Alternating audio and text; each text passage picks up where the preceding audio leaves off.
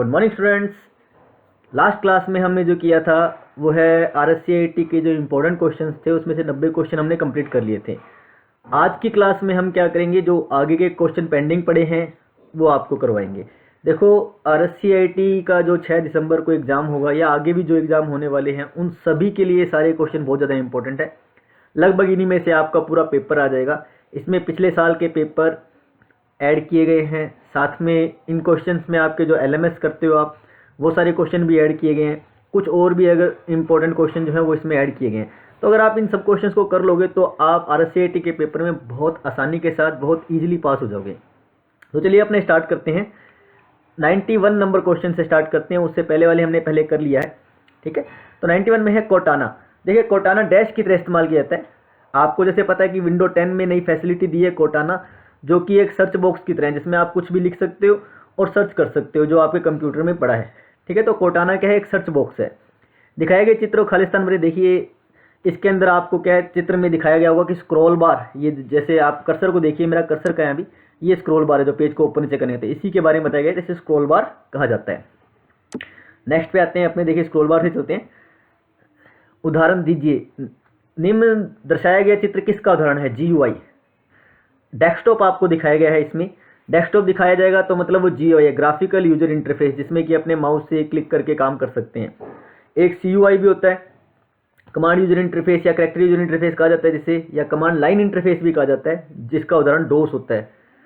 इनमें से कौन सा ऑपरेटिंग सिस्टम के उदाहरण नहीं है? Microsoft office. एक माइक्रोसॉफ्ट ऑफिस क्या है? वर्ड, एक्सेल, पावर पॉइंट, इन सब का एक पैकेज है। इसको पैकेज सॉफ्टवेयर भी कह सकते हैं अपने, ठीक है। तो ऑपरेटिंग सिस्टम का उदाहरण ये नहीं है। ऑपरेटिंग सिस्टम, जैसे पीछे भी बहुत सारे क्वेश्चन आए थे इसके, ऑपरेटिंग सिस्टम क्या होते हैं? ऑपरेटिंग सिस्टम आपका XP, विंडो 7, विंडो 10, ये सभी ऑपरेटिंग सिस्टम होते हैं। खालिस्तान भरें टास्क बार। मैं आपको दिखाई देता हूँ टास्क बार, जहाँ मेरा कर्सर है देखिए, ये नीचे वाली जो ब्लैक पट्टी है ये टास्क बार है, ठीक है। इसके बाद यह फोल्डर आपके द्वारा डिलीट की फाइल्स को टेम्परेरी स्टोर करता है।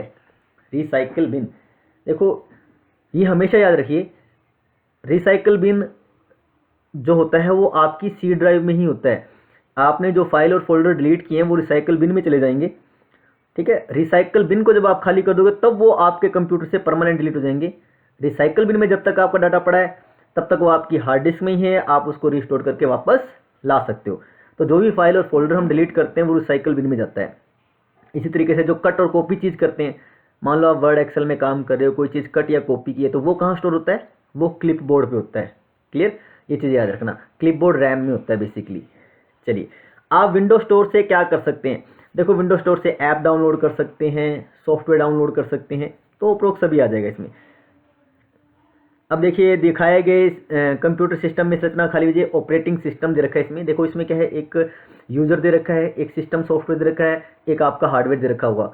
तो उसमें आपको सिर्फ एक बीच का ब्लॉक खाली रखा होगा, वो ऑपरेटिंग सिस्टम है जो इन सबको जोड़ता है, यूज़र को, हार्डवेयर को, ठीक है, और आपके जो एप्लीकेशन सॉफ्टवेयर है उन सबको जोड़ने का काम ऑपरेटिंग सिस्टम करता है।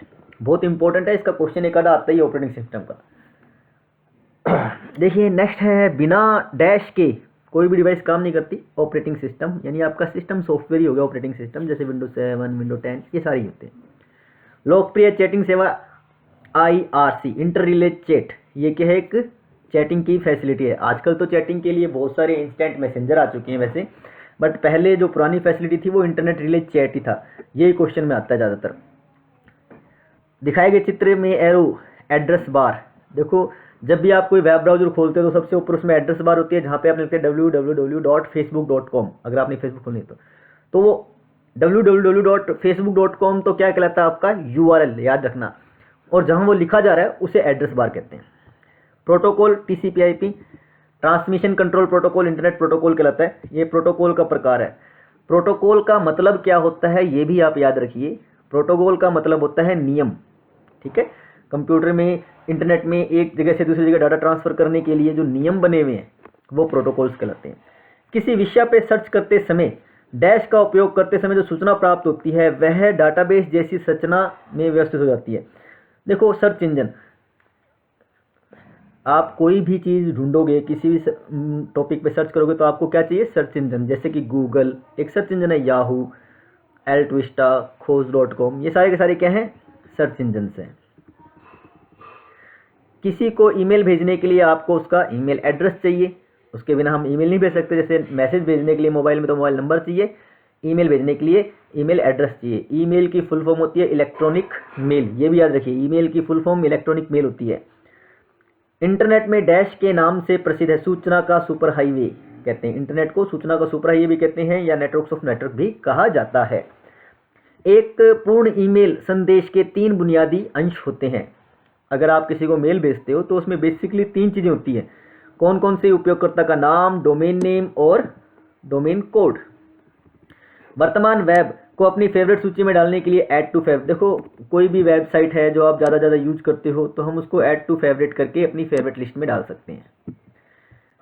आइकन है आईएसपी, इंटरनेट सर्विस प्रोवाइडर के आइकन, जिनसे हम इंटरनेट की फैसिलिटी लेते हैं वो हमारे सारे आईएसपी कहलाते हैं। आईएसपी फुल फॉर्म याद रखिए, इंटरनेट सर्विस प्रोवाइडर, जैसे एयरटेल, बीएसएनएल, ये सारे के सारे क्या है? ये सारे के सारे हमारे आईएसपी हैं, इंटरनेट सर्विस प्रोवाइडर। इंटरनेट पर किसी विशेष विषय पर चर्चा करना कहलाता है न्यूज़ ग्रुप। न्यूज़ ग्रुप की हेल्प से हम चर्चा कर सकते हैं। .gov, .edu, .mil, .net वगैरह एक्सटेंशन है डोमेन्स के, ये सारी डोमेन्स होते हैं हमारी, ठीक है, याद रखना डोमेन से ही। जब आप कोई पता टाइप करते हैं जैसे कि http://mkcl.org, ORG क्या है? ऑर्गेनाइजेशनल वेब डोमेन कहलाता है ये। जैसे .com कमर्शियल होता है, जैसे .edu लिखा हुआ ऊपर ये एजुकेशनल से रिलेटेड होता है। मिलिट्री में यूज होने वाला मिलिट्री है, गवर्नमेंट वेबसाइट में gov लगा होता है। इसी तरीके से ऑर्गेनाइजेशनल वेबसाइट में ORG लिखा होता है, और कमर्शियल वेबसाइट जो होती है .com से होती है। वेब की दुनिया में एक साइट दूसरी साइट जाने के लिए नेविगेशन क्लिक करके अपने जब एक वेबसाइट से दूसरी वेबसाइट में जाते हैं उसे नेविगेशन कहा जाता है। इंटरनेट के माध्यम से आप इनमें से किस प्रकार की सुविधाएं प्राप्त कर सकते हो? आजकल इंटरनेट से हम हर प्रकार की सुविधाएं प्राप्त कर सकते हैं। इंटरनेट सभी काम देता है। ईमेल को भेजने के लिए आपको जानना जरूरी है ईमेल एड्रेस, पीछे आएगा। वायरलेस नेटवर्क में डाटा ट्रांसमिशन होता है। देखिए वायरलेस नेटवर्क होता है, उसमें infrared rays, microwaves, radio waves, satellites, इनके थ्रू डाटा ट्रांसफर होता है। मतलब ये किरणें कुछ डाटा भेजता है रेज के थ्रू। तो microwave, radio wave, infrared waves, इन सभी से डाटा ट्रांसफर होता है। डैश एक फाइल जो ईमेल के साथ जुड़ के जाती है। अगर आपने कभी ईमेल भेजा है तो जब उसमें मैं कोई फोटो, वीडियो, ऑडियो वो अटैच करूंगा तो उसे अटैचमेंट कहा जाता है कि ये अटैचमेंट्स है, ठीक है। स्पैम है अनचाहे मेल, जैसे कोई कंपनी वाले आपको मेल भेजते रहते हैं तो वो ईमेल को स्पैम कहा जाता है, स्पैम मेल कहते हैं उन्हें। डैश का उपयोग करके, सर्च इंजन का उपयोग करके और इंडेक्स का उपयोग करके अपने वेबसाइट पे किसी विषय पे सर्च कर सकते हैं, सर्च इंजन और इंडेक्स को, ठीक है। इंटरनेट पर भेजी गई सूचनाओं को किस प्रकार के टुकड़ों में विभाजित किया जाता है? पैकेट्स। जब हम इंटरनेट में कोई बड़ा डाटा भेजते हैं ना तो वो छोटे छोटे टुकड़ों में विभाजित होकर जाता है।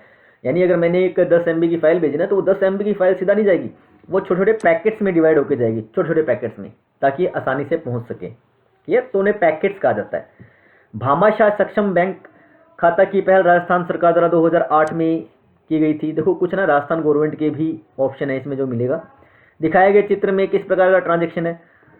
Debit card. देखो जब अपने ऑनलाइन बैंकिंग करते हैं या पेमेंट ट्रांसफ़र करते हैं या कोई शॉपिंग करते हो आप, तो उसमें ना डेबिट कार्ड, नेट बैंकिंग और मोबाइल वॉलेट, ये 3 ऑनलाइन ट्रांजैक्शन के ऑप्शन होते हैं। तो वो तीनों के आपको डायग्राम याद होनी चाहिए। जहाँ कार्ड बना वो डेबिट कार्ड का है, जहाँ नेट बैंकिंग लिखा हुआ होगा ऑप्शन में, या फिर मोबाइल वॉलेट लिखा होगा। मोबाइल वॉलेट के बारे में आप सबको पता ही है, ठीक है। आगे नेट बैंकिंग से पेमेंट का बात देखा है। उदाहरण है मोबाइल वॉलेट, जैसे पेटीएम, गूगल पे, फोन पे, ये सारे किसके उदाहरण है? मोबाइल वॉलेट के। ऑनलाइन डिजिटल भुगतान सभी से किया जा सकता है, ये ऊपर देना, मोबाइल वॉलेट, नेट बैंकिंग और उससे क्रेडिट कार्ड, डेबिट कार्ड से। भामाशाह योजना का डायग्राम है, ठीक है, ये आपके बुक में दिया हुआ है। पॉइंट ऑफ, देखो POS machine, point of sale machine, card swipe करने की जो मशीन होती है ना उसे पॉइंट ऑफ सेल मशीन कहा जाता है, POS। इसकी फुल फॉर्म भी आती है, कई बार ध्यान रखिए, कार्ड स्वैप करने के लिए होती है। पर जनधन योजना भारत सरकार द्वारा अगस्त 2014 में स्टार्ट की गई थी। जनधन योजना कब स्टार्ट हुई थी? अगस्त 2014 में। राजस्थान गवर्नमेंट की या जो स्कीमें हैं उनसे रिलेटेड भी कुछ क्वेश्चंस हैं जो बनते हैं, तो ये आपके 3-4 चैप्टर इस चीज़ से रिलेटेड हैं, आपको उनको पढ़ना पड़ेगा। बस आपको बस ये देखना है जो इसमें दी हुई है लगभग वही पढ़ लीजिए, काम चल जाएगा आपका।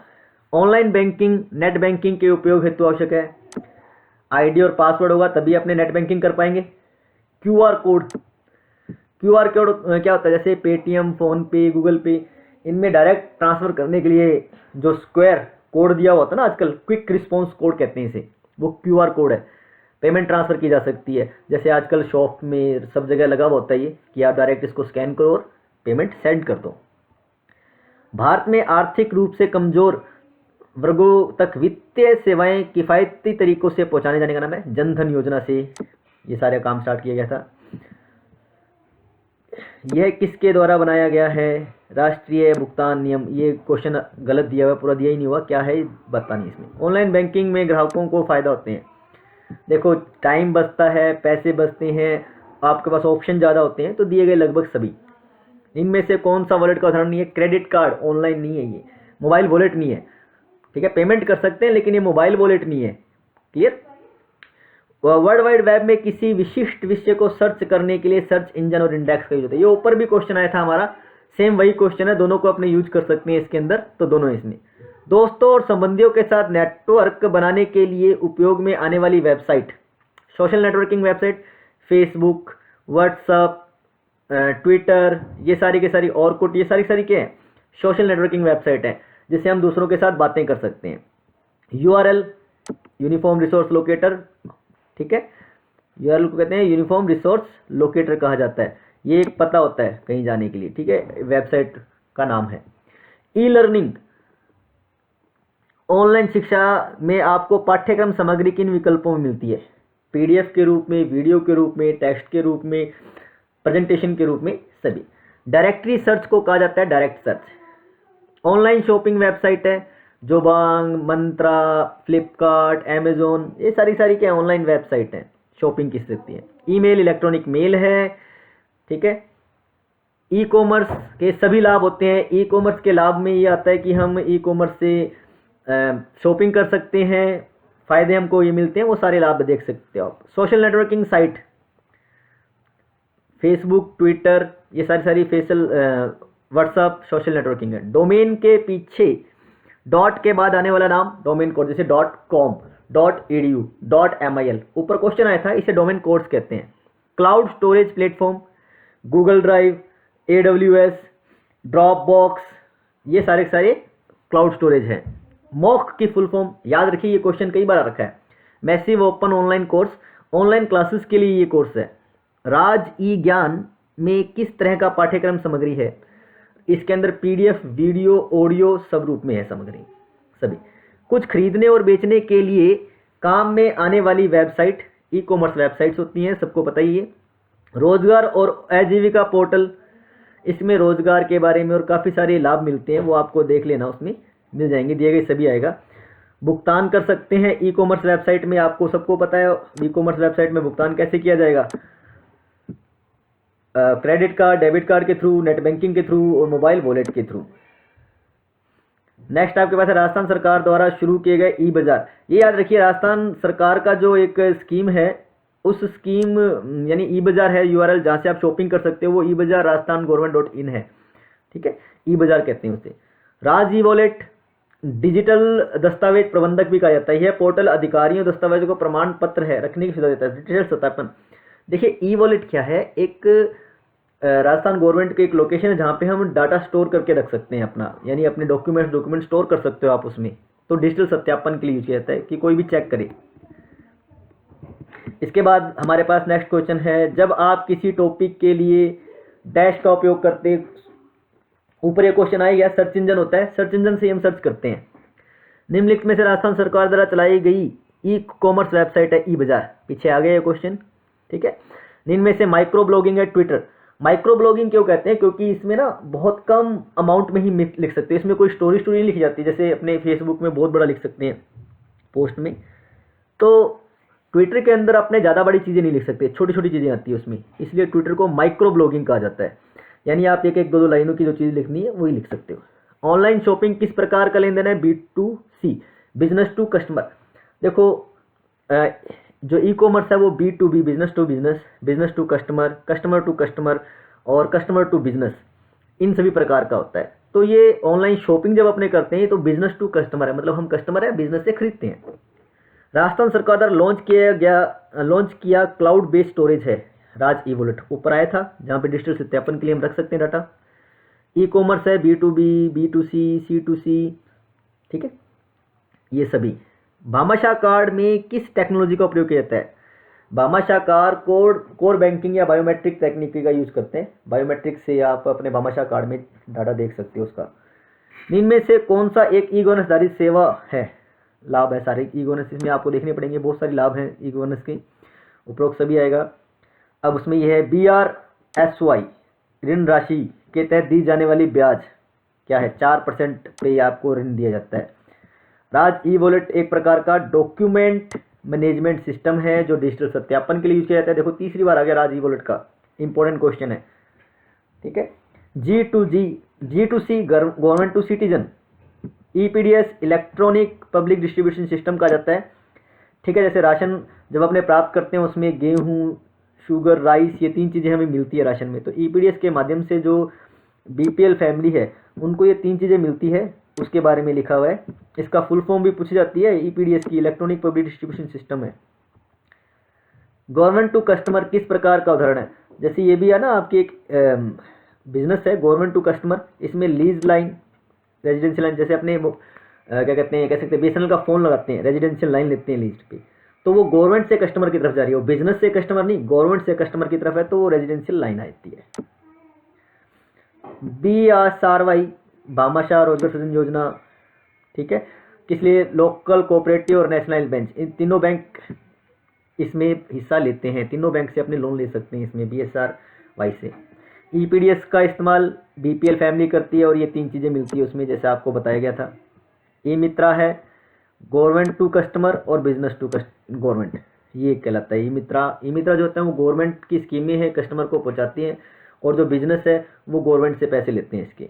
भामाशाह योजना का उद्देश्य है, भामाशाह कार्ड बनाया जाता है जिससे लोगों को ये सारी चीज़ें मिलती है, इलेक्ट्रिक डिस्ट्रीब्यूशन के थ्रू से ये मिलता है, उनको अलग अलग स्कीमों के बारे में पता चलता है, गवर्नमेंट की जो भी स्कीमें आ रही हैं वो सारी फैसिलिटी भामाशाह कार्ड से मिलती है। आजकल इसका नाम जन आधार कार्ड हो गया। वैसे भामाशाह रोजगार सृजन योजना के तहत 4% पे ऋण मिलता है और 5 साल तक की अवधि में ऋण चुकाना होता है आपको। राज नेट कनेक्टिविटी का इस्तेमाल करते हैं, लैंड, सैटेलाइट और स्वैन, ये तीनों याद रखना, इसके थ्रू आप कनेक्टिविटी कर सकते हो। राज उसमें राजधरा जैसे अपना गूगल मैप है ना, वैसे राजस्थान गवर्नमेंट की एक राजधरा ऐप है जिसमें GIS जियोग्राफिकल इंफॉर्मेशन सिस्टम का यूज करके आपको पता लगा सकते हो कि डायरेक्शन देख सकते हो, किसी दुकान का पता लगा सकते हो, जो गूगल मैप में करते हैं लगभग वो सभी राजधरा ऐप से करते हैं। राजस्थान गवर्नमेंट की ऐप है ये, याद रखना। GIS की फुल फॉर्म भी पूछी जाती है, जियोग्राफिकल इंफॉर्मेशन सिस्टम। नागरिक किस माध्यम से अपनी शिकायतें दर्ज कर सकते हैं? जनसंपर्क ऐप से करते हैं। ये राजस्थान गवर्नमेंट की एक ऐप है जनसंपर्क ऐप, उससे कर सकते हैं।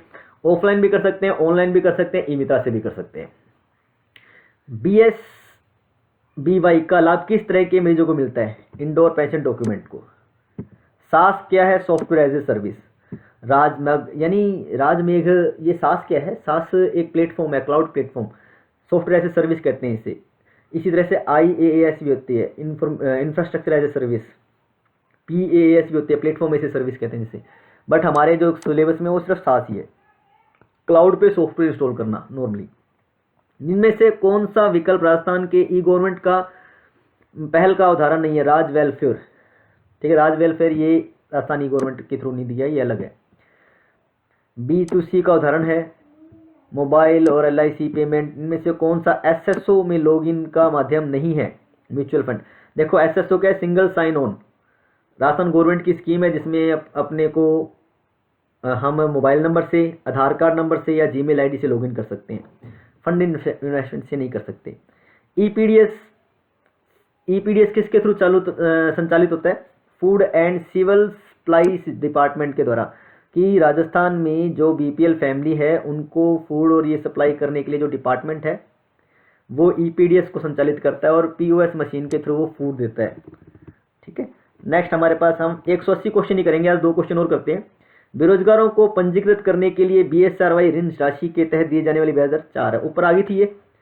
और SOS के माध्यम से लाभ ले सकते हैं डिजिटल गवर्नमेंट सर्विस का, सिंगल साइन ऑन से हम डिजिटल गवर्नमेंट सर्विस का लाभ ले सकते हैं। तो 180 क्वेश्चन मैंने आपको करा दिए। लगभग 150 क्वेश्चन इसमें है, यानी हम ये कह सकते हैं 80 क्वेश्चन और अभी अपने हैं। वो क्वेश्चन हम नेक्स्ट क्लास में करेंगे।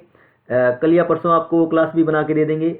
इन सभी क्वेश्चंस को जो पिछली क्लास में किए, जो हम इस क्लास में कर रहे हैं, इन सभी क्वेश्चंस को आपने अच्छे से करना है। 2-3 बार आप ये वीडियो देख लोगे अगर, तो आप आसानी के साथ RSCIT के पेपर में पास होने लायक हो जाओगे। तो आज क्लास में हम इतना ही करते हैं। Thank you.